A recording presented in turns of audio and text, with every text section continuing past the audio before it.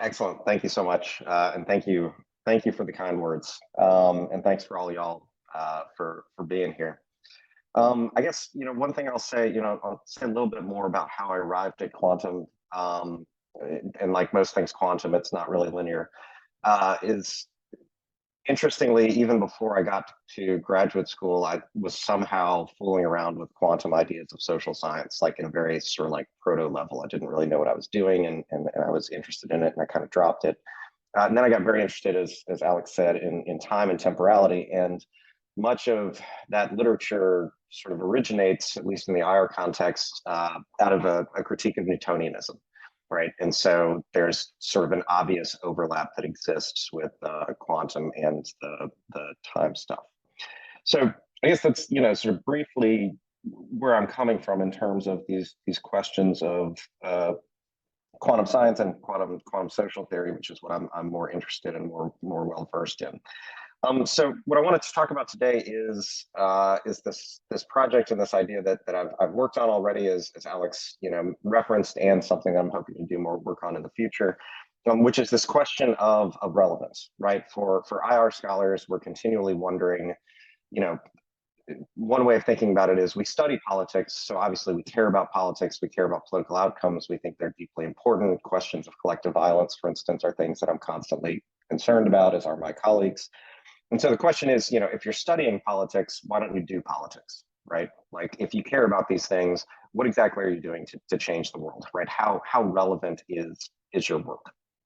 And so what I'm going to talk about today is the primary way that international relations scholars think about this question, their positionality as scholars, the way that they think about the relevance of their work, what it means, what its scholarly impact is.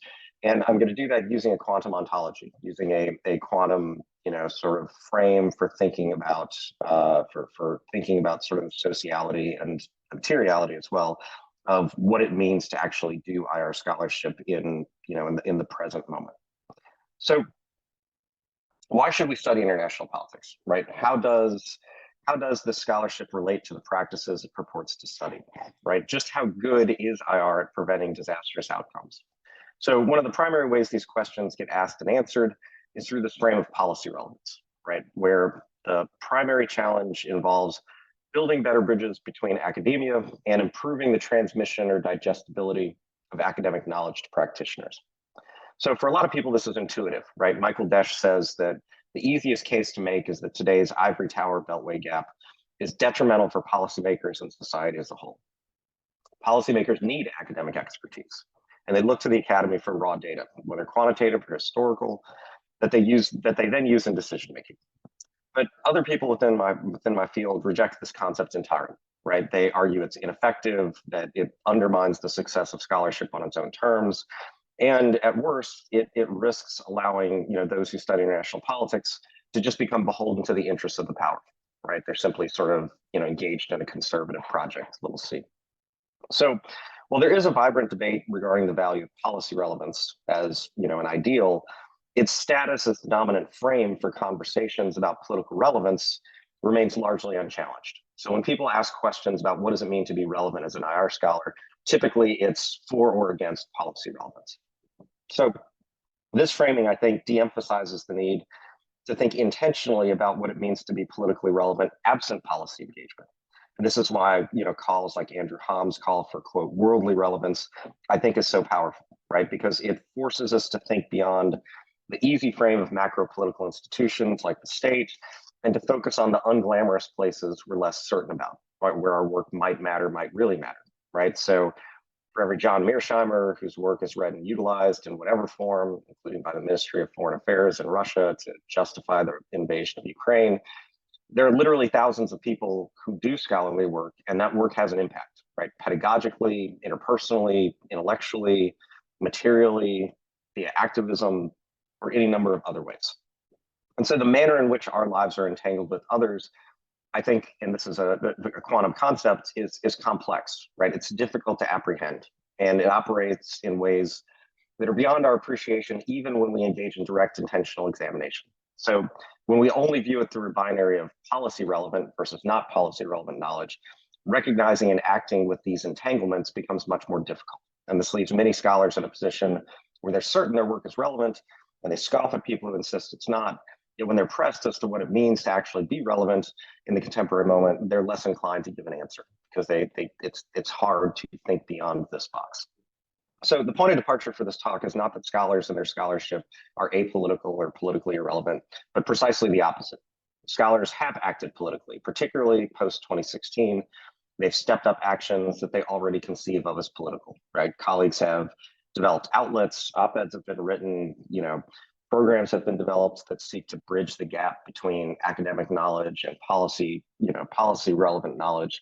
And much of this is done with, the hope that it'll have some positive impact on the world. And in many cases, this has had some effect. But the question that causes us, I think, some discomfort as a discipline, and for me, myself as well, is how do we know, right? What impact do we actually have, and how can we as a group of political thinkers, intellectuals, researchers, and teachers better go about answering questions like these? So I can't hope to answer these questions with any finality. But what I hope to do is to, assess the predominant way that we engage these debates and hopefully displace it, right? And what I mean by this is, how would we think differently about the politics of scholarship if we treat it as a practice intervening into the relationalities that it studies? Instead of seeing, relevance or policy relevance as a matter of scholarly choice, what would happen if we took seriously the idea that all work is interventionary regardless of intent? And for those familiar with quantum social theory, you can see, sort of the linkage that immediately sort of comes up here, right? This idea that all actions are interventionary, that they're creative, that measurement is a form of action, that type of thing. So what I think that could improve debates about the politics of scholarship and its responsibilities is a more careful theorization of the site of our interventions, right? Where, or in my case, when are we intervening? Now, we typically locate this in terms of policy, but I think a more expansive and useful concept around which to orient these debates of relevance is the idea of the present itself, right? What does it mean to be relevant to the present? And I choose the present rather than policy, globe, or world because my conception of the present is a shared idea, one that's liminal, but conditions our work in inevitable and ultimately unavoidable ways, right? We're conditioned, we're mutually entangled with the present. So when we ask questions about political impact or the responsibilities of our theory toward practice, we're asking questions regarding how the knowledge we produce is entangled with and within the political present. So for me, which is what I do in the book that Alex referenced, I think carefully about the present. And for me, when you think about the present as a concept, as an idea, as a site of intervention, you inevitably think of mutual entanglement, right? You think about the boundaries between past, present, and future, and the ways that our actions can resonate in ways that are intended and unintended at all levels.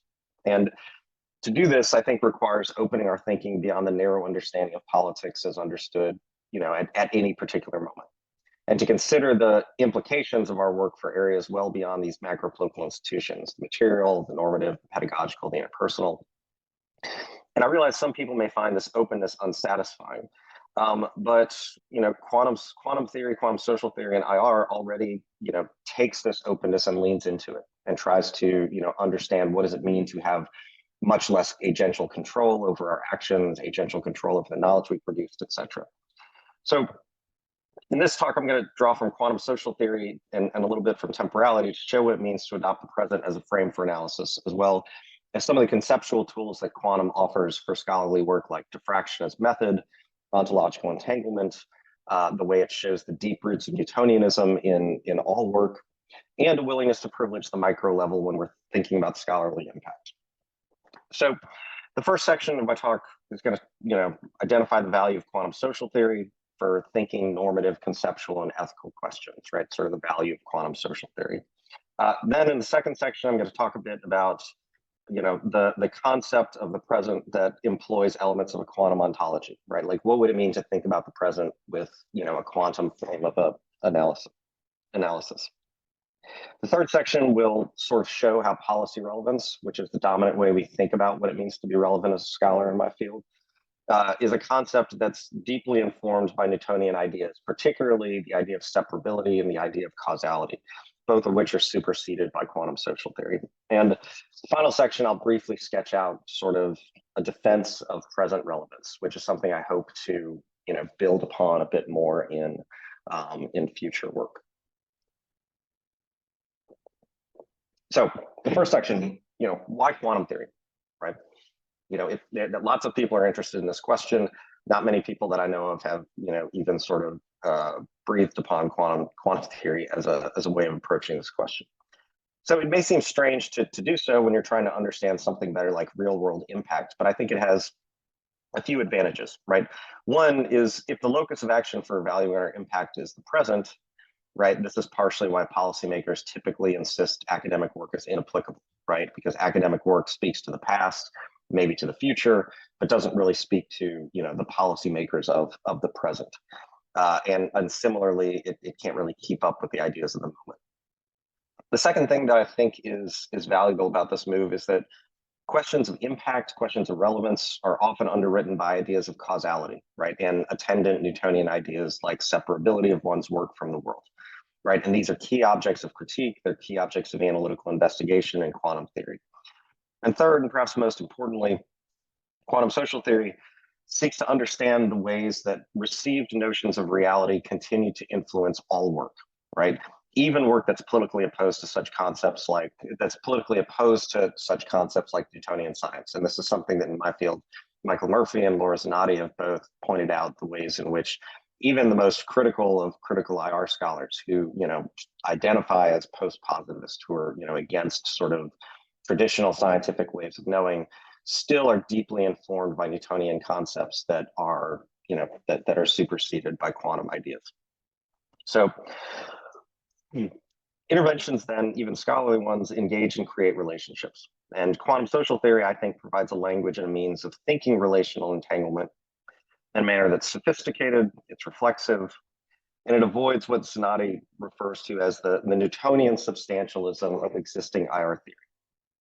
So Murphy as well, who I've also mentioned, identifies this as the physical imaginary that limits the theoretical capabilities of IR theory, including critical IR theory. And quantum entanglement, on the other hand, begins with an ontology that refuses the bounded nature of subjects. It complicates human, non-human distinctions, and resists common understandings of choice, right? This is, very much in line with Karen Barad's work, Meeting the Universe Halfway, and other work that she's done. And so the quantum social theory emphasizes the creative qualities of knowledge production rather than its revelatory or critical aspects.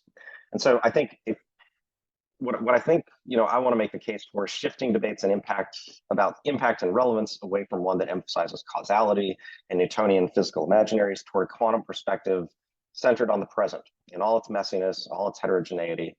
And doing so, centers the inextricable entanglements, what Barad calls interactions and diffractive qualities of scholarships, what I'm terming present relevance.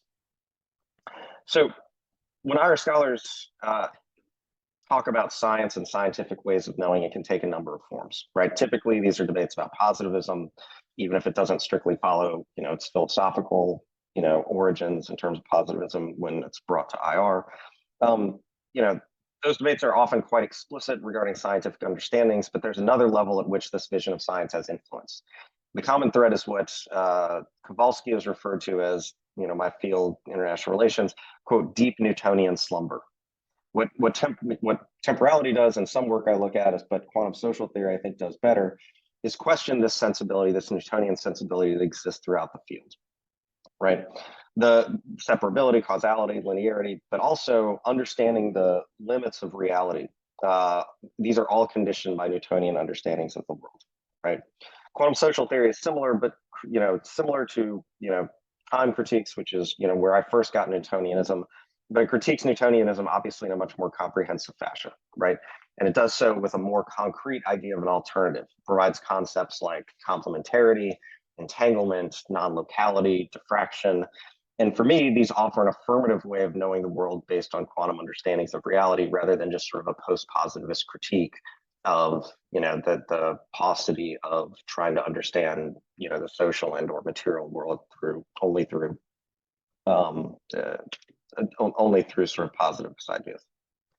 So what I think is important is that the critique of science is also a critique of common and naturalized conceptions of reality, right? Quantum offers an ontology where that which is supposedly physical, right, time, material reality, is relational and or multiple. And the other element it exposes is that the binary that IR scholars have created between either scientific ways of knowing or non-scientific ways of knowing, positivist, post-positivist, needs to be displaced, right? Karen Broad in particular shows that this idea that you can make a choice between science and non-science is false. There's just as there's no real choice about employing other concepts like time and one ways of knowing the world, right?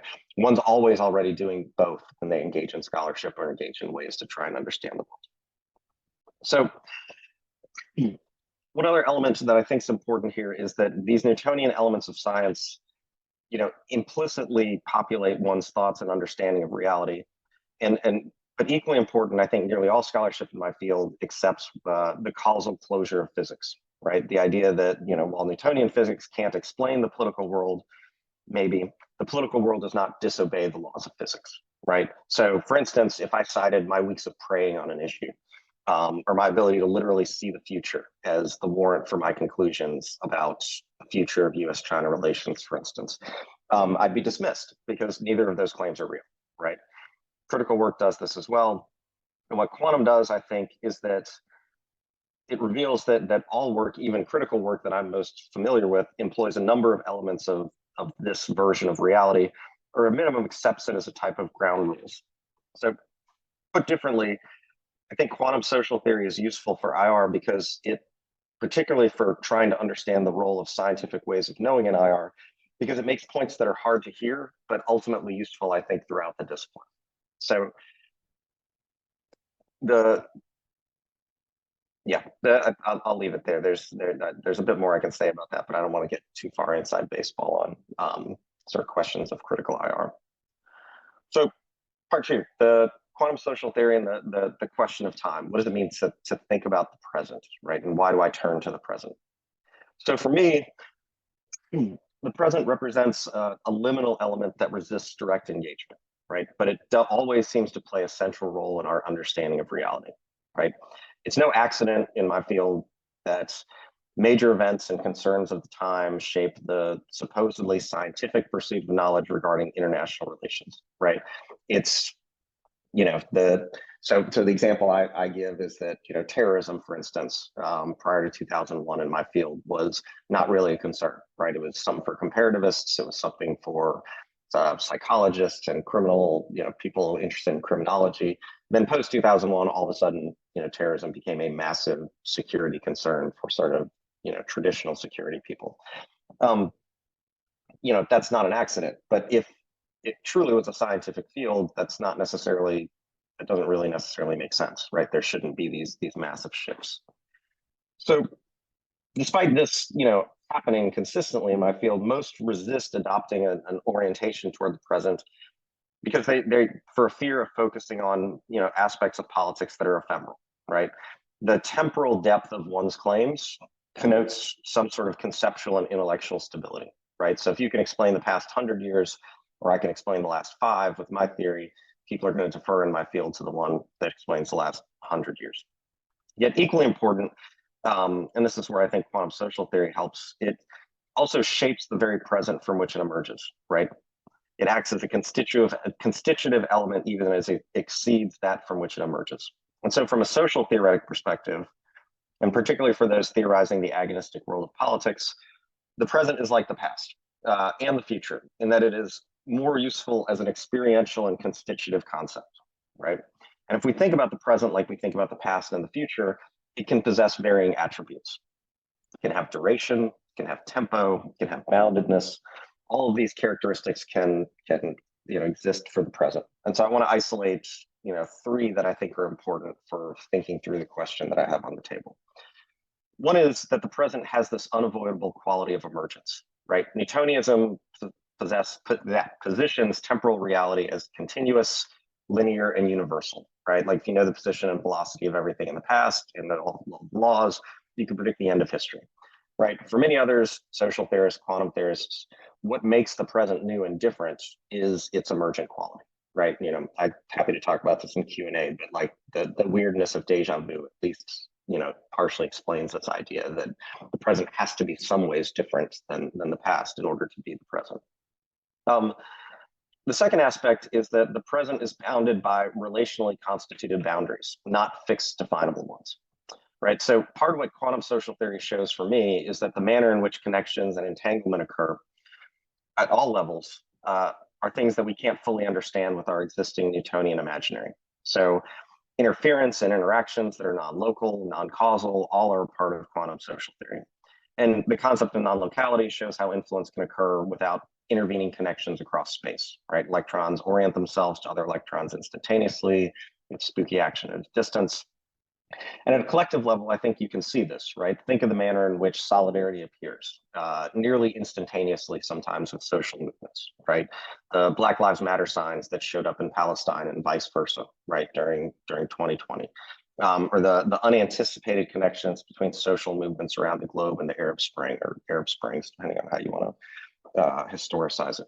Right, you can draw causal lines on top of phenomena like this, but the power of assembly, the power of collectivity, I think transcends merely the aggregation of its parts, the aggregation of its elements or relationalities, and thinking about it from a quantum perspective, I think could be more helpful.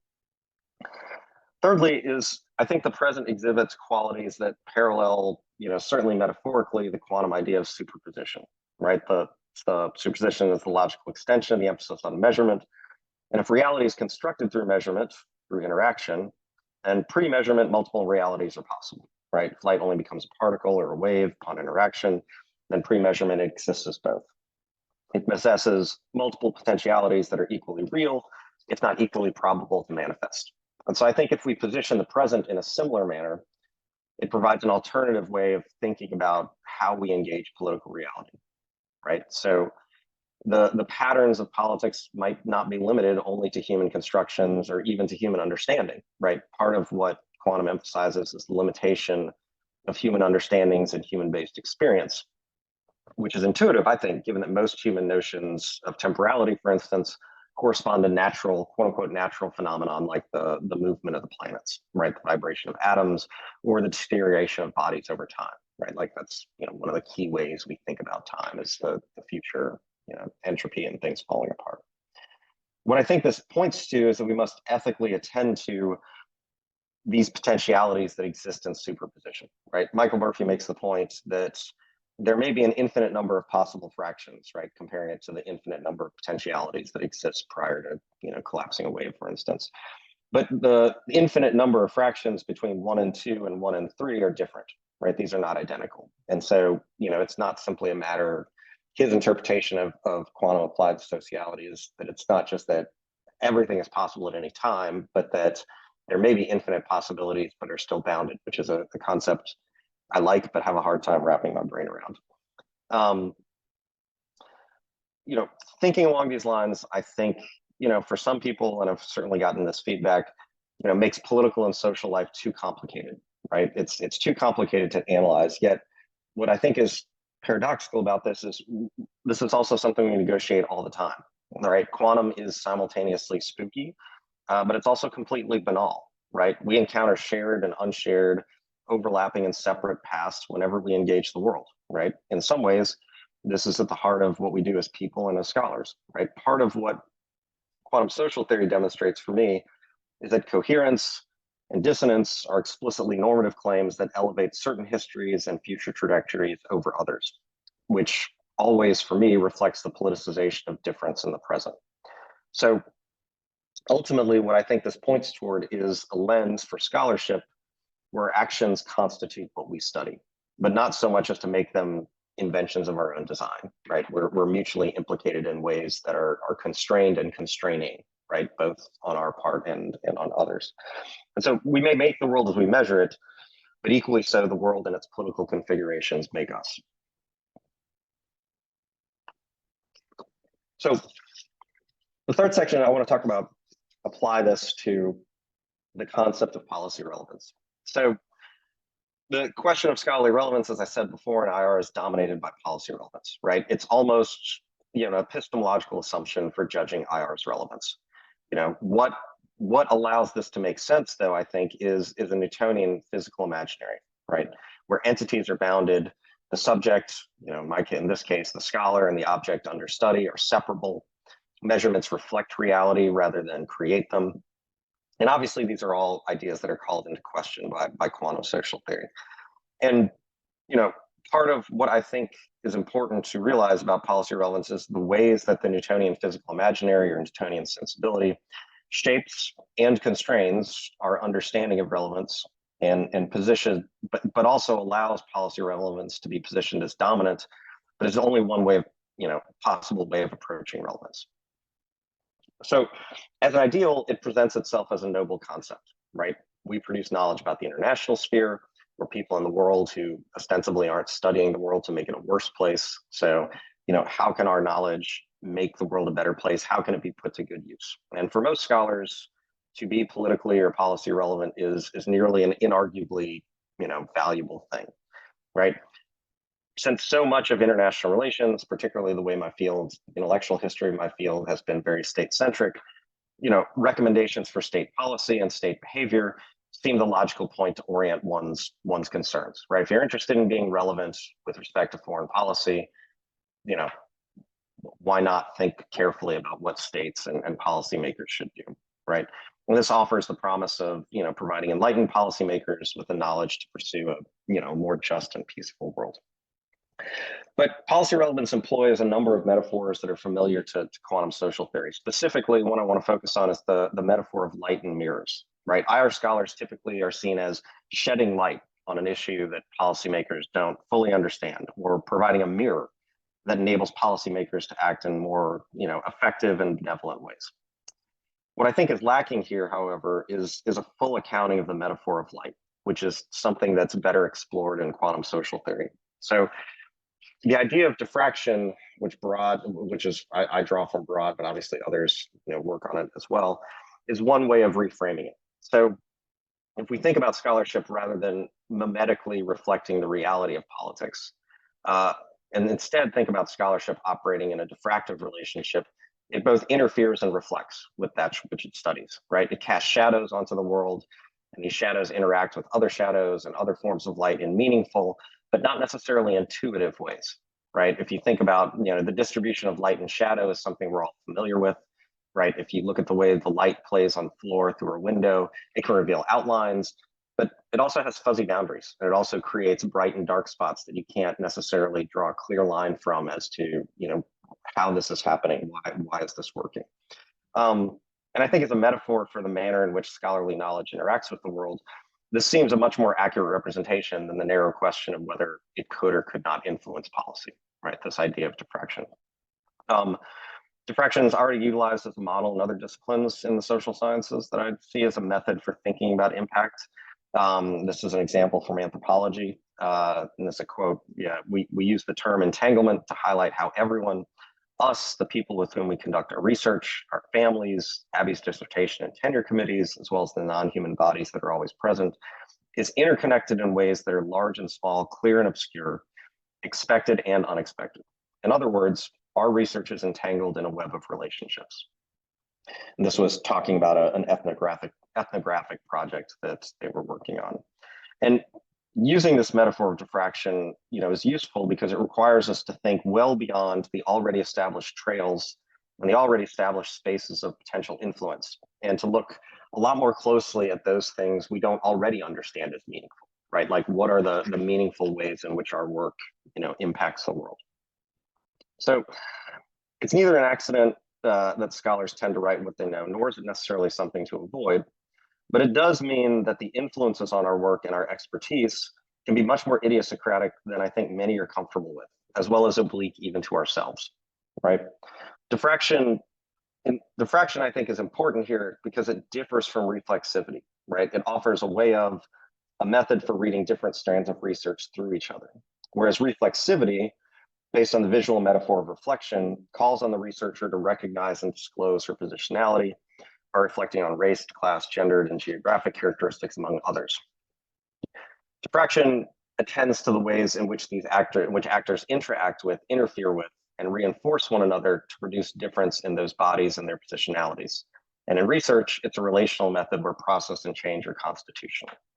What I think's interesting about this, and what I mean by that is idiosyncratic, is that, in my field, people will write on things that they know. And that's to the good. But if we're writing about things that we know, excuse me, because of our personal lives, then now all of a sudden, I think that gets very weird in terms of reflexivity, which is, I think, a noble goal. But you know, maybe I need years of therapy to figure out why I wrote the book that I did. That doesn't, which I say cheekily, but also if we're trying to understand why we do what we do and why it matters, maybe you do need to do some sort of, emotional, psychological, unearthing to see what's going on. Broad also emphasizes the role of difference in diffraction. She observes that diffraction owes as much to a thick legacy of feminist theorizing about difference as it does to physics. And so she says, I want to begin by returning, not by returning as in reflecting on or going back to a past, but re-turning, as in turning it over and over again, diffracting anew in the making of new temporalities, new diffraction patterns. So this is one of the ways in which, for me, it's interesting, the ways that temporality and quantum social theory, come together. This is because she says that the temporality of returning is integral to the phenomenon of diffraction. So if diffraction holds that there's no strict separation between the now and the then, and that even the sedimented entities, that appear to have sort of a clear past, right, like rings on a tree, are, they're lively, they're emergent, and they're resistant to closure, right? Broad invokes the idea here of mountain ranges as one example, or the process of earthworms producing life in the soil through seemingly repetitive actions, right? For her, there is no new or not new, right? These are all actions that are marked with traces of the past, the present, in heterogeneous manners. They're constantly in process, and they're making what Snoddy and Bohr, refer to as cuts in the world, right? These are the diffractions we create merely through our existence and our actions in the world. And diffraction as well, finally, operates as a process that troubles these dichotomies, including some of the most sedimented and stabilizing binaries, which I think, for me anyways, can include a destabilization of the binary of theory versus policy, or the frame of policy relevance in and of itself. So these quantum ideas force us to reconsider the idea of policy as the sole vector for relevance. Concepts like the size of the audience, the power of those influenced by impact on macro political institutions, or presuming that prestige and other factors have a causal impact on what scholarship does in the world. These are all the ideas we typically use for thinking impact. I argue that if we take quantum seriously, we need to reconsider these, right? A Newtonian imaginary, for instance, treats state policy as a dependent variable and scholarship as independent, right? Good scholarship may indeed cause the state to change policy, which may lead to some good outcomes. But from a quantum perspective, that misunderstands the nature of reality, right? The nature of knowledge production, the nature of political relationships. And more specifically, it ends up privileging a state centrism that can lead to some difficult or problematic politics, particularly in the case that it tends to ignore those things that are new, those new institutions, right? Movements, protests, assemblies, collective formations beyond the state, individual actions, etc. They're only added back into the frame after they've already been discounted.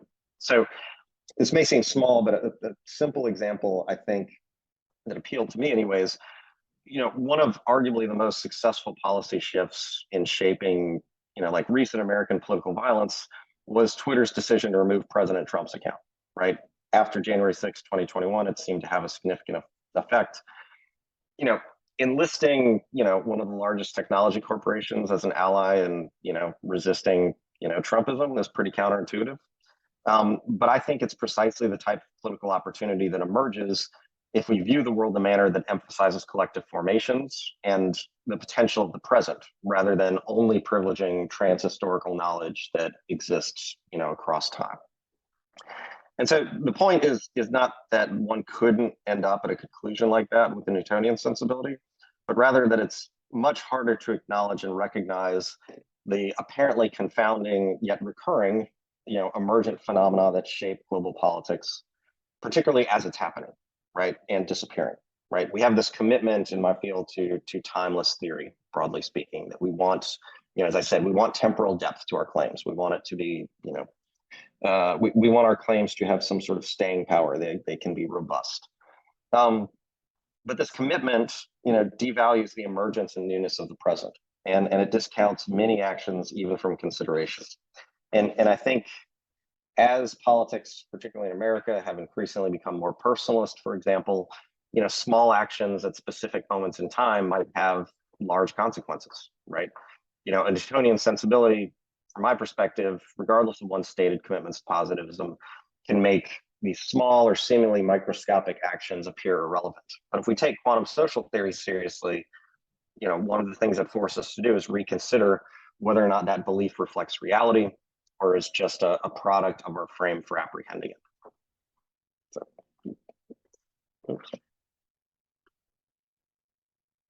So the last section is I'm going to sort of sketch out a little bit about what I mean by this idea of moving from policy relevance to present relevance. So, too often, as I've said, policy relevance is used as this proxy for work that is potentially meaningful and valuable, but what it really represents is work that's valuable to the forces in power at the contemporary moment, right? What I think a turn to present relevance does is a few things, right?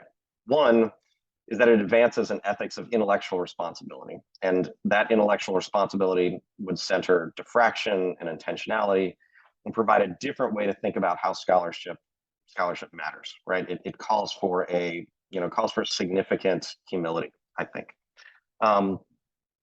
Secondly, is it centers the assumptions involved in any scholarly intervention and moves our focus away from solely focusing on the past, right? This is partially why I think the idea of diffraction and intervention is so powerful, right? If all actions are temporally bounded and necessarily creative, that's a very different world than trying to accumulate knowledge in the hopes that over time it will add up to something that is valuable, that then happens to be in the right spot at the right time, right? This shift, I think, shifts the focus to relevance more generally, rather than maintaining an excessive interest in policy. There's another idea. Simon Pratt has this idea of polity relevance, which he worked on, but didn't really worked on. And I want to, hopefully he'll do more work on it. But this concept of the present, I think that I've developed is, informed by temporal studies in IR quantum social theory. I think it's more expansive and heterogeneous than typically, understood by the people who have, sort of the proper boundaries of politics. So if scholarship is diffractive rather than mimetic mirroring, then one's position is important, but also never self-evident.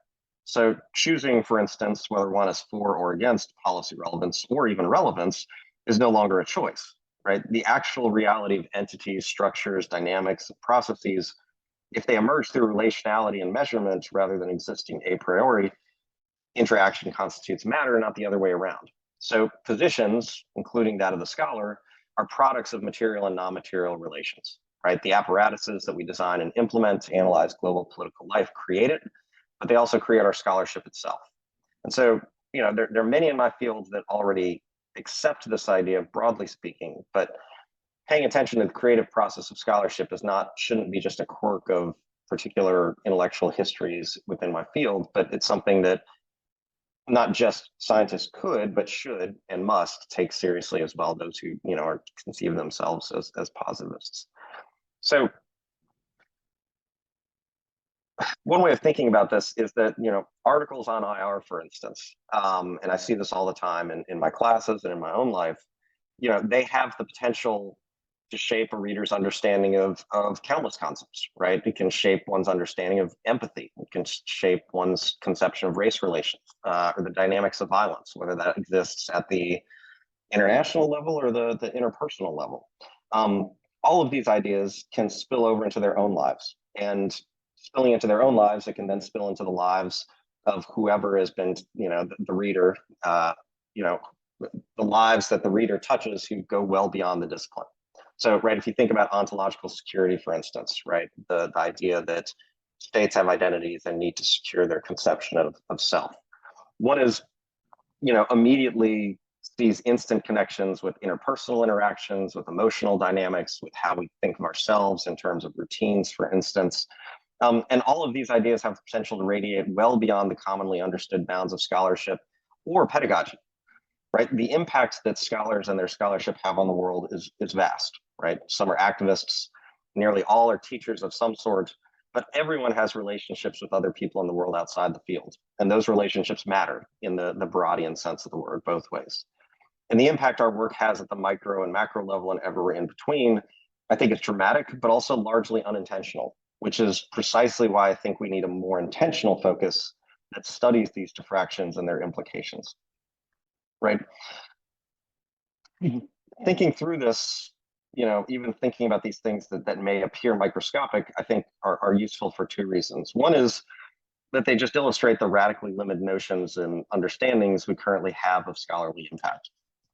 But they also represent precisely the type of microscopic measurement, especially when compared to collective ideas like higher scholarship or scholarly impact, that I think can be generative and impactful, right? Even the large changes in the socio-political formations we're ostensibly focused on, like state policy, don't necessarily require large causes in order to happen, right? And quantum theory is quite good at demonstrating how even spatially and temporally discontinuous actions at a microscopic level can shape much broader formations.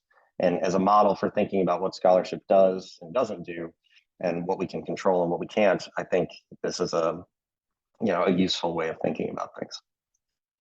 So in conclusion, the answer to the question that I'm posing about scholarship's impact, I don't think lies only in better apprehending, the materiality of knowledge diffusion or dispersion, right?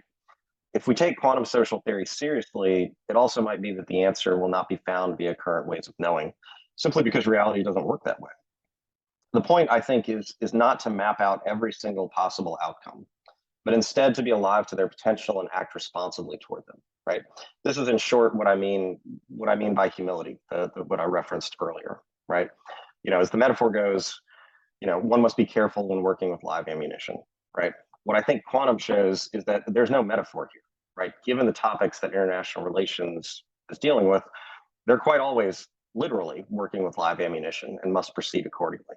And I think we should do that no matter how difficult we think it ultimately makes our collective task. So with that, I will conclude, and thank you all very much.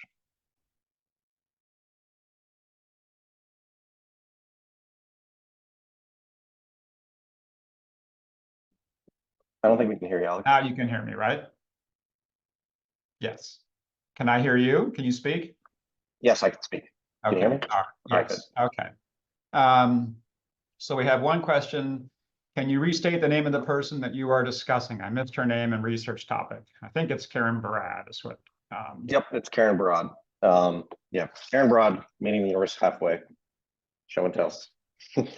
It's a very challenging book, but it's an amazing book. So it's super challenging, and it resonates with me because I'm not particularly a science person, and so I can understand some of the scientific concepts as concepts, but the science is well beyond me. And it also resonates with me because of because part of the way she gets to where she gets to is through feminist theory, and that's a background I have as well. It is a very challenging book, and it's got a lot of neologisms, and but it's quite user friendly. Like, she wrote it intentionally as a book you didn't have to read from like page 1 to page 500 or whatever it gets to.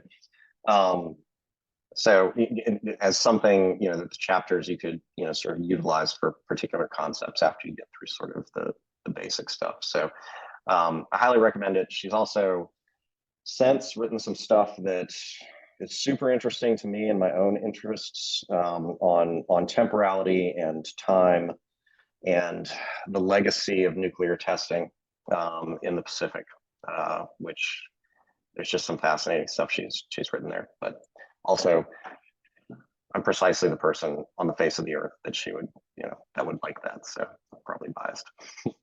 I would just add that Barad has a PhD in physics and also in English, I guess. So she's a humanities person, but has the physics.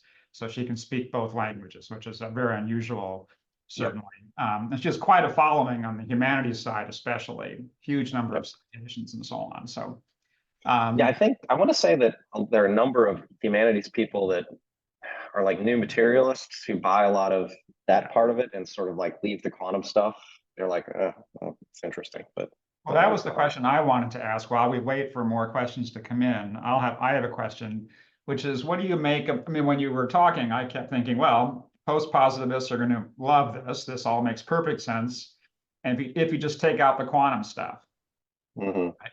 And so I guess I'm wondering, what do you, or how do you sort of deal with when you're presenting with an audience that should be sympathetic to what you're up to, but isn't, because of the quantum is getting in the way. The science piece is getting in the way. And so what do you make of that, and how does that speak to your overall argument? Yeah.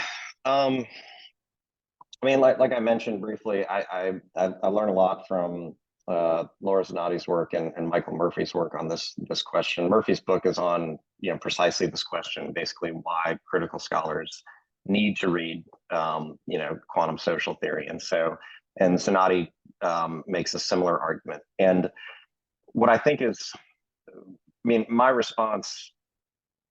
Well, there are two things. I mean, there's the question of, do post-positivists already do this, right? Which maybe they do, maybe they don't. But also, I don't see, particularly if you take a quantum ontology, I don't see these as forced choices, right? That you have to do one or the other. I mean, they're different because they're different, and that creates diffractions that I think are generative and valuable and worth attending to, rather than trying to resolve with some finality, right? Like, did post-positivism do this, or quantum, do this, right? Buddhists maybe already figured this out 3,000 years ago. So, there's all sorts of, ways that this could, be addressed. But what they're very good at showing is the way that positivism and IR, is not, from what I understand, is not, strictly philosophical positivism. It's its own sort of, trajectory. And so to position oneself against that is valuable, and it's something I do as well. But that's not necessarily, in some ways, it provides a way of positioning oneself without thinking through fully the implications, right? And so what they try to show is the way that Newtonian sensibilities get smuggled back in to a lot of critical theory, right? So critical theorists, classic critical, capital C, capital T critical theorists, right, are very much about history, about the past, dictating what's happening now. These are the deep structural roots of things, and that's all. That all may be true. I'm not denying the value of the past, but that's also a very Newtonian concept, right? That like the past creates these causes that manifest in the present, and that's how the future is going to be. The other bit that I think you're gesturing toward, Laura Schoberg has an article on this on, I think she calls it science envy, that people, that the problem of using science in sort of social studies is a problem of science, not a matter of using the right science. And this is where I think Barad is particularly good, right? Is that it's not so much that it's a replacement of science, it's where that science matters. It's that a recognition that scientific ways of knowing already exist out in the world, right? They inform all sorts of colloquial ways that we understand the world. And so, to ignore science because it's science and just reject it entirely, you can't really do that, is what I think, what I think someone like Barad would say. And so, and for me, the thing I like about it as well is like I said, is that it has these affirmative characteristics, right? It has these affirmative concepts that exist. And for me, it's also metaphorical, right? In the same way that like a piece of art might expand your imaginary to, consider ideas you hadn't before. I don't know anything about the physics of, like temporal non-location, but the fact that, an electron, they can change the orientation of electrons from the past, that concept expands my brain. And that's, for me, useful. Okay. Well, we've got time for a couple more questions. So let me just read. Matthew asks, continuing with your interesting idea to leave things rather open as we conduct our study, Instead of laying out every possible outcome, can you share some examples of how this may work and highlight quantum-like character of measurement for the goal of research? Yeah. Let me think. Well, okay. This is, I hope this answers the question a little bit. Is a lot of my own work, for instance, doesn't seek resolution, right? Doesn't seek to resolve an issue. So one of the things that I work on substantively is the concept of war. And in my own work, I'm not trying to I'm not trying to establish what war is. I'm trying to understand, I'm trying to be open to the ways that war operates in the world, or that war functions, or the potentialities that exist in terms of war and political violence. I consistently get this comment in my classes. At the end, they'll be like, yeah, I took an entire class on like terrorism and I still don't know what it means. And that's kind of my point, right? Is that the idea of being open is to be open to the possibility that there's some things that you can't resolve, and as well, I think there are all sorts of ways that this can manifest metaphorically, right? Like I have sort of an innate commitment to inter/multidisciplinarity, which I think quantum people generally do. But also being alive to the recognition that the choices you make about how you're studying an issue might not be entirely agential. And when you sort of release that a little bit, that I've decided how I'm going to study this and it works, and recognize like I give this example, in a paper of, if you think about the ways that we learn things now and the way our intellectual trajectory is shaped, so much of it it's not entirely serendipitous, but it is well beyond our control, right? Like for me, and I think this is true of a lot of people, some of the articles I read closest are the ones that I review, right? Did I choose to review this? Did someone else choose me to review it? Why did that matter? I don't know. That I give a sort of silly example about like your email chimes, and maybe you're in the store with someone and you miss it, and that email goes away, and that could have changed your intellectual trajectory in a significant way because you would have read this article. I think for me anyways, and I've had this luxury because of my position, it's allowed me to sort of take my research and let my research lead me to where I want to go, rather than having a clear idea of I'm going to do X, Y, and Z. And so I hope that provides some insight on your question, but to come all the way back to the quantum ontology, I can't answer it because I can't answer it. Okay. Well, Michael Murphy, who you mentioned several times in your talk, asked the question, do you see any resonance between your concept of present relevance and Brad's concept that the phenomenon should be our basic ontological unit of analysis? And if so, is there an ontological turn coming in the next phase of your project?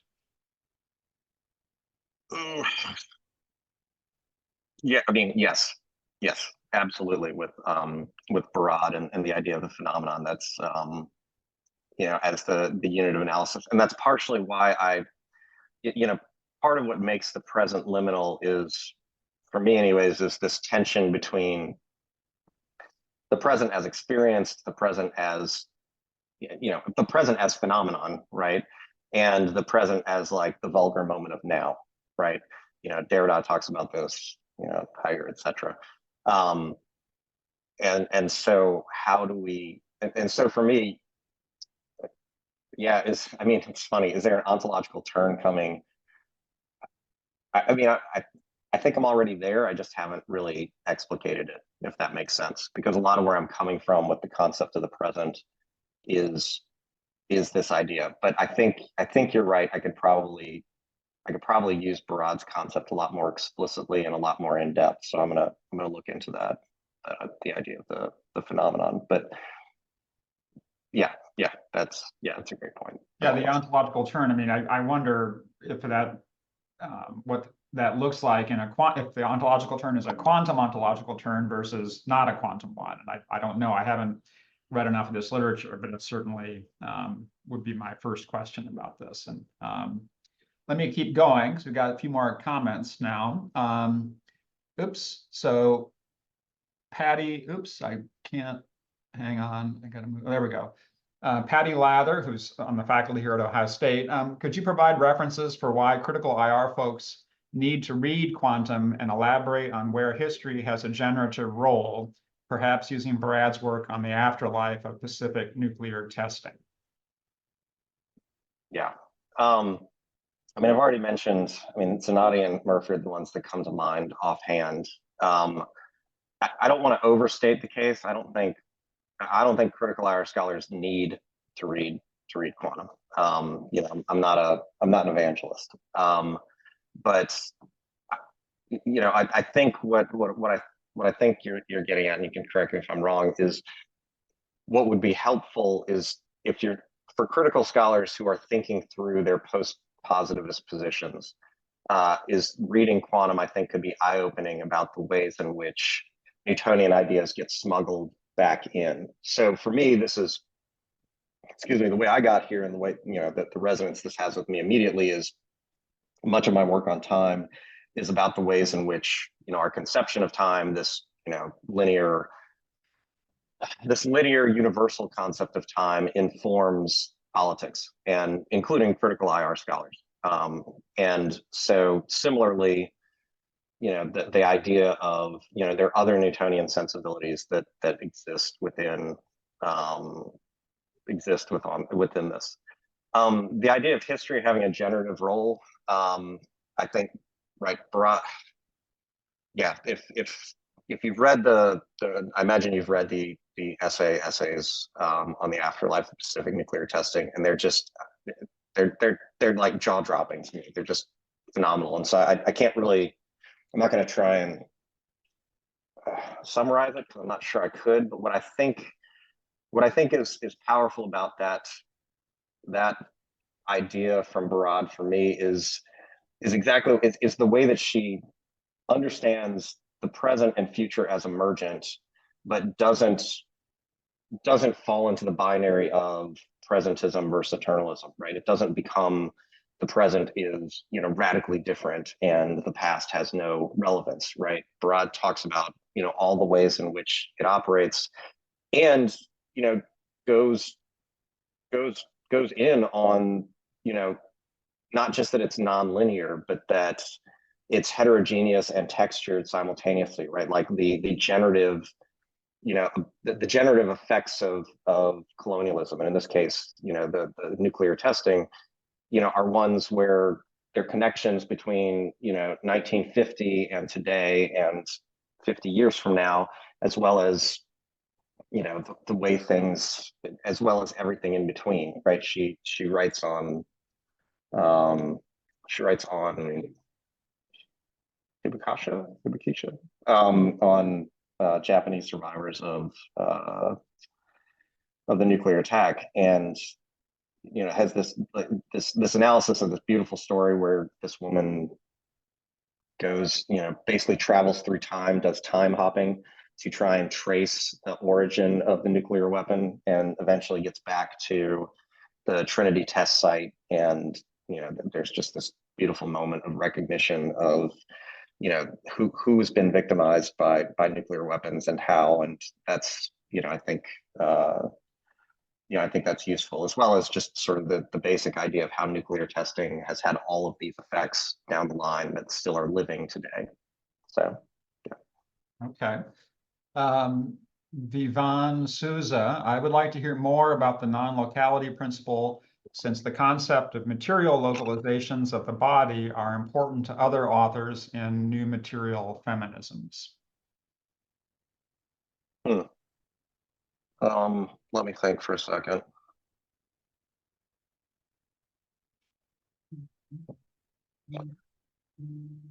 Yeah, I think.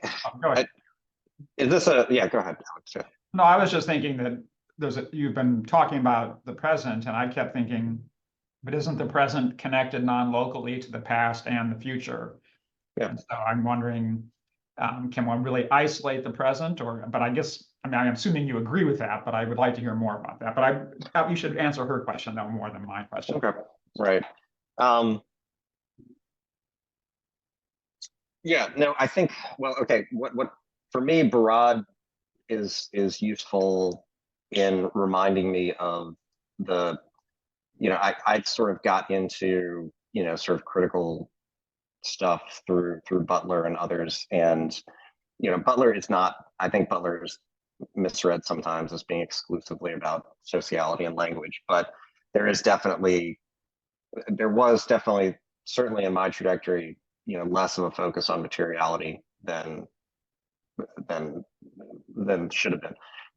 But people like Barad and others in quantum social theory have changed that, right? In that the non-human, not the non, well, the human, the non-human bodies, etc. These all materialities that they matter deeply, and so part of part of what I think is challenging about Barad and where it gets real weird is this non-locality idea can matter for matter too, and I don't really know how to explain that because I need to sit with it some more. But this, yeah, I don't know. I mean, part of what it makes me think about is the way in which, right, people can feel things and intuit things about each other, bodily without any sort of real explanation or causality. Right, in some ways that feels like non-locality to me, but yeah, I'm not sure. I hope that answers the question somewhat, but Okay. that's a good question. I would just point out that we invited Barad a couple times to present at the boot camp, and she wasn't able to either time, unfortunately, but it would have been terrific to have her, and it would have brought a distinct perspective on all this. And because she's more humanities facing, and this workshop is more social science, so that would have been an interesting conversation. So other questions for Chris? Wait, let me see if there's any more in the box here.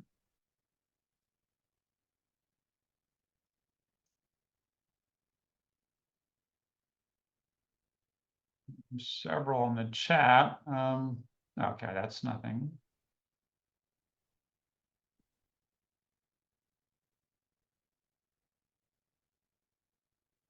No open questions. Okay. Anybody else?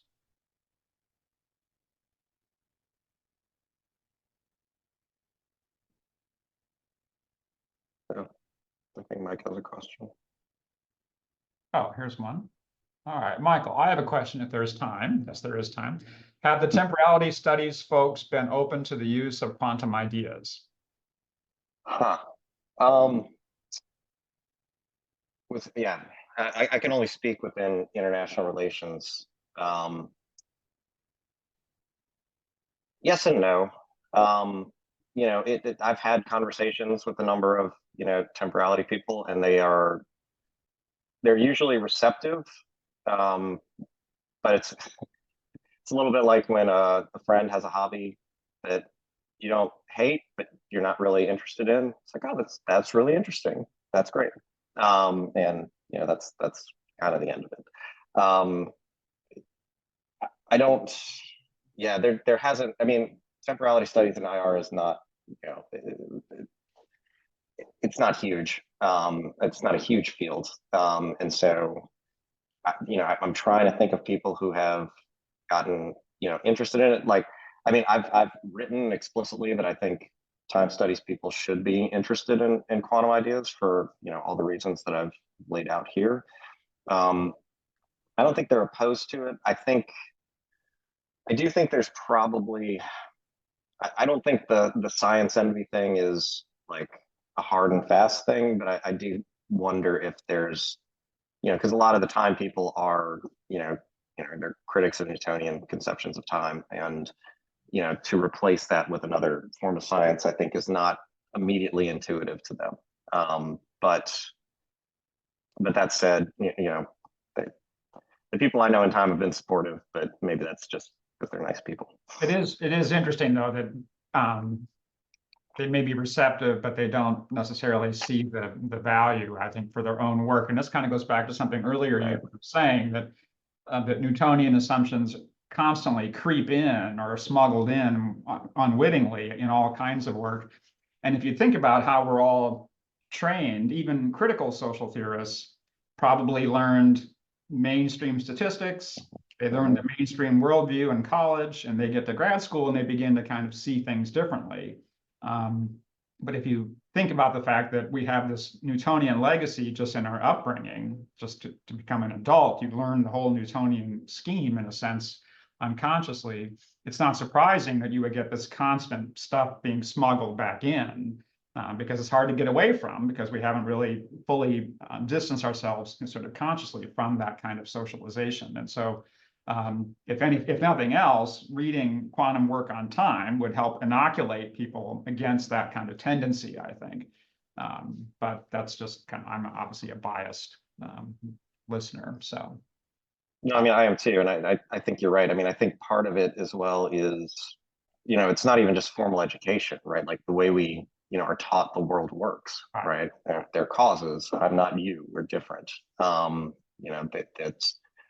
And everything is explicable, right? Like that if something happens, there's an explanation. I may not be able to get it, but there is an explanation, rather than sometimes things are, inarticulable, which, science is not.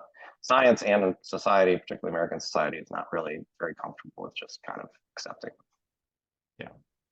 So Michael Schnabel has raised his hand. I can't tell where I saw a message. 2 participants have raised their hands. So Michael is the first. It's not showing up on my screen. So where are you, Michael?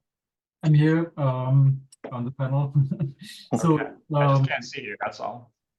During your talk, I caught up an interesting quote that you said that quantum replaces the physical by the relational, something like this. So, and so I wonder whether you could explain maybe in a nutshell what for you quantum thinking in social science and international relations means. What exactly what aspects does a relational cover? Is it like physical relations? Like what do you mean by this? I would be interested in. Well, I mean, I think for me, I mean, this is sort of what I was, inartfully trying to say about Michael's point about ontology is that for me, if you take the idea these quantum ideas seriously in sociality and in physicality, is that everything is relational, right? Like if diffraction is the way we apprehend the world, or the way that we interact with it, or put at a deeper level for Broad, literally the way the world works, then everything is relational. There's nothing that exists absent the relationality. So that functions all the way up and down the line for me, right? Like, so at a macroscopic level, thinking about, interstate relations all the way down to ontologically, what does it mean to, what does it mean to interact in a mediated form via Zoom? How is meaning created betwixt us, for instance? That type of thing. I don't know. Does that help? Yeah, my question was a little bit also, how much does it imply the psychological and like I think I would assume it's included, but maybe just to hear you explain it would be helpful. Oh, how much does the psychological element matter? I mean, I think well, okay, I think immensely, first of all, but with a caveat, which is, one of the things that Barad has been useful and others in quantum, for me, is to sort of to decenter the human, right, element, including human psychology. And so yes, I think psychology is a huge part of relationality, and like Alex's idea of walking wave functions and whatnot, and the way that we are connected to each other. Those matter, but also, to use Barad's term, right, like matter matters, right? And so how does that, shape these types of things as well? So. Yeah, thank you. Okay, I've got several people now in the queue. So Patty asked your response to Alex's firm boundaries between humanities and social sciences. So. Oh, thank you. Yeah, I think you already know the answer to that, which is no, I don't agree. There are firm boundaries between humanities and social sciences. Oh, I wouldn't say that either. I think there are Okay. boundaries. I think that they're not the same. Sure. No, I agree with that. I mean, yes, they're boundaries. Those boundaries are generative and productive and whatnot. I do think that if we take quantum seriously, then we need to be very careful about how those lines are drawn and which ones we're reproducing even as we're attempting to sort of destabilize them. Is what I would say about that. I think. Yeah, I mean, I don't even really identify as a social scientist, so I'm maybe not the right person to ask. So. Well, I do identify as a social scientist, but not in the old-fashioned kind, I guess. But sure. I mean, to me, the difference is that, and I may be mistaken about this, but I think within social science, maybe not in critical social theory, but certainly in mainstream social science, there's a commitment to basically testing your argument against rival arguments. And in the humanities, I'm not sure, but that's such a central feature of the research process. It's not about, showing that your argument is superior to another one, especially empirically. It's a different kind of exercise, I think. But sure. I have very little background in the humanities, so I'm speaking as a social scientist with that kind of a bias. And so a couple more questions. We've got enough time for just a few more. So let's see. Leslie says, how do you simply explain to others what Newtonian socialization is? Or what elements of Newtonianism have most shaped our subconscious thinking? I mean, I try to, the example that I used earlier, right, like is sort of an extreme, but one way of thinking about it, right, is that there are things we can say that are just, there are things that we could do that are just impossible under Newtonian physics, right? This is the causal closure of physics idea, right? I can't justify a paper based on like prayer. I can't justify a paper based on my crystal ball. I can't justify a paper or an article on, any number of things that exist, outside of the Newtonian, outside of the Newtonian imaginary. One of the ways that I think you can explain Newtonian socialization is, simply are ideas of causality and separability, for instance, right? Like that we are all separate individuals, right? That's not even really intuitive to all of us, right? Like if a loved one is scared or worried or upset, we feel it, right? And I don't mean we just feel it like we feel it. And that, I think, for instance, is not something that Newtonianism can really explain. I mean, I guess you could sort of like reverse engineer an explanation based on like, I don't even know, some brainwaves or something. But the one for me, and causality is a clear one as well, right? Like I have a young child, and they're learning causality, right? If you do X, Y will happen. And I'm not going to not teach them causality, but also, the world is big and complicated, and quantum, demonstrates that. The other example for me is time, right? Like we're all socialized to, like there's a where was it? Oh, there's a picture of graffiti, and it was someone had written on the wall, "Time is an invention," and underneath someone had written, "How much clock did it take to write that?" Making fun of them, and I was like, no, that's exactly right. Right, the way that we time the world is via the clock. That doesn't mean that time is the clock, right? And this is also experientially something we all have, right? Like there are weeks that fly by, and there are days that last forever. The experience of time is very different, right? If like one example, a personal example, like I was in the hospital for 2 weeks one time, and my experience of time was so different than even like the nurse that's down the hall, right? And that's, we're in the same, same basic spot there.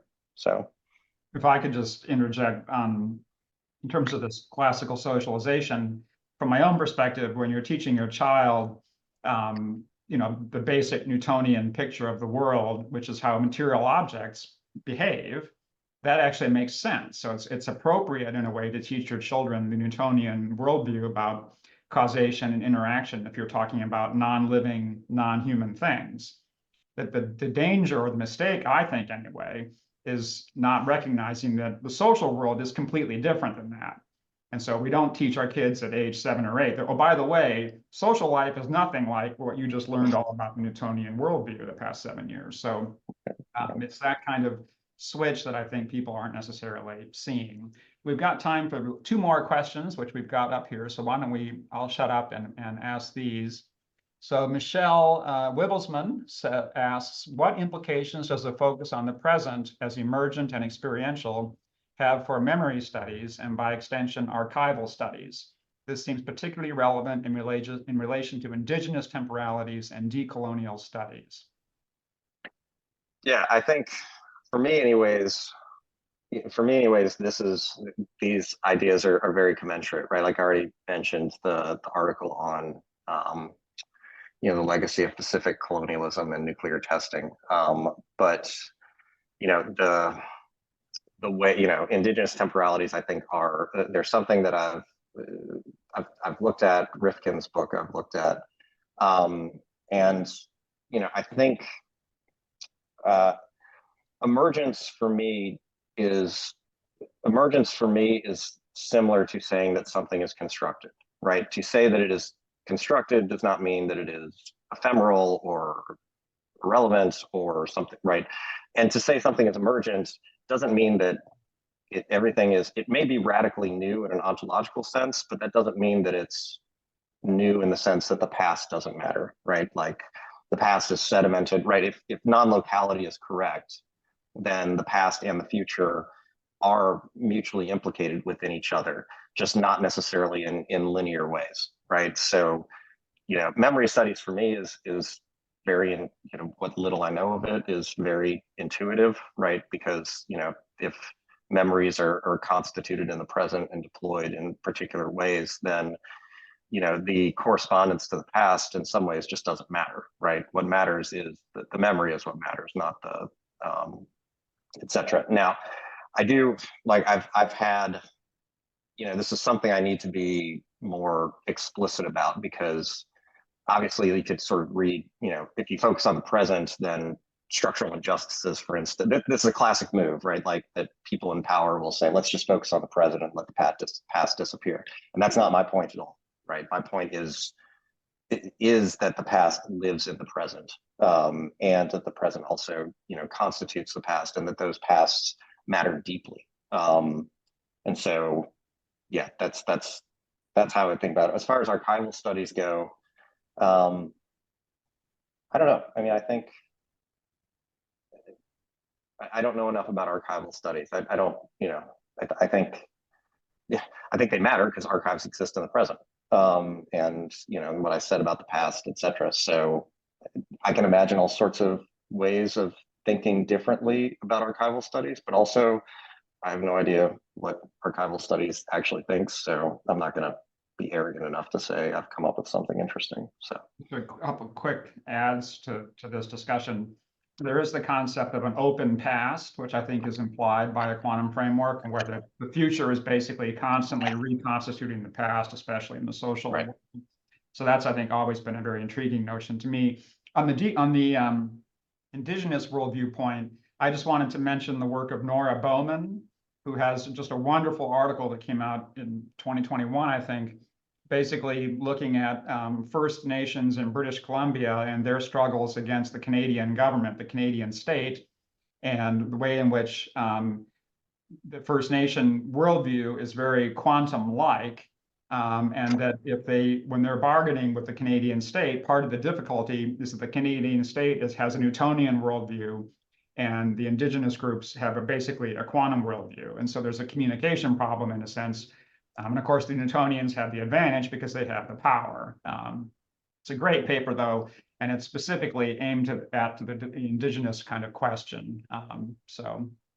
One last question, Sarah Strausberger. You touched on this during your presentation, but could you go into further detail about quantum and humility in IR scholarship and suggested reading on this topic? Well, I'll go backwards. I don't have any suggested reading, sadly. But if you do, please let me know. Because I'm really interested in this concept. I think I've written with Catherine Fisher on failure, drawing on Halberstam and the queer art of failure, and the idea of thinking about failure differently. And I want, Zanotti talks about this. The case studies that Zanotti uses are basically like, I can't remember whether she uses this term or not, are basically about like the arrogance of UN peacekeeping missions, and in the assumption that you can control everything and control for everything and try and, actually go into these conflicts and, necessarily create a good outcome because you know everything in advance, which for any of y'all who do security might ring a bell because that sounds very much like Clausewitz. And ironically enough, if you read On War, there's an awful lot of resonance with some of the quantum stuff with him. As far as, quantum and humility, part of what quantum points toward for me is, is trying to decenter all of these ideas that many of us have walking into scholarship, right? Like, as a scholar, I know more, I'm separate, I can study these things, I have the ability to articulate them in ways that other people don't. If I put my views out into the world, good things will happen. That I'm in control of what I'm researching rather than, being shaped by all sorts of things around me in my past and future, etc. And so for me, it keeps coming back to this idea of humility, right? And I don't mean humility as passivity, but rather humility as something, active, right? Like, to be humble is not to do nothing. To be humble is to act in a particular way. And similar, in some ways, this is sort of like, the feminist conception of objectivity, where it's not about, perfect separation, but about continual awareness and self-criticism of the position that one is coming from. So yeah, this is something I want to do more work on, honestly, because when you read, and honestly, this is probably, I know this is happening in other parts of boot camp, but like, this is for me, maybe this is just like sort of like latent religious upbringing, but this is in some ways where, quantum intersects with theology, right? Is that the answers to many of the questions that quantum poses, at a minimum, it forces you to reconsider all the things that you know. And if you can't say, I know I know the things that I know, that's a very humbling position to get into. And I think you can go one of two ways there, right? You can either say, this is all bullshit, I know what I know, or maybe I don't, and the world is much more complicated and weird than I think it is. And for me, that means you should have some humility. Now, there's also a subtext to the humility comment, which is, the best examples for IR scholars of the most influential policy work, with maybe the exception of the democratic peace, are pretty grotesque concepts, right? Like, the Clash of Civilizations is enormously influential, right? Like, hardcore realism has been, very influential, right? These are not necessarily, if you were to pick the things that would make the world a better place, these are not necessarily the ones that you would, pick. And so part of what I mean by humility is this idea that you can't control everything that you're doing. So for instance, I read an article, hand to God, on why, like, our nuclear weapons should be controlled by artificial intelligence. Maybe that's a useful intellectual concept to go down. But you're also putting that out in the world, right? And you need to be careful about that type of thing, I think. So And I maybe I'm just just a big softie. actually, just as a final addendum to adding to your comments there, I think another word that goes along with humility that might be interesting to read about, because there's a literature on it, is the concept of wonder. And being able Yeah. to maintain wonder as an adult, I think, is very, kids have wonder all the time. As an adult, we're so jaded and we're so knowledgeable that nothing is wondrous anymore. And I just picked up a recent book called Wonderstruck by Helen de Cruz, which is all about wonder and awe.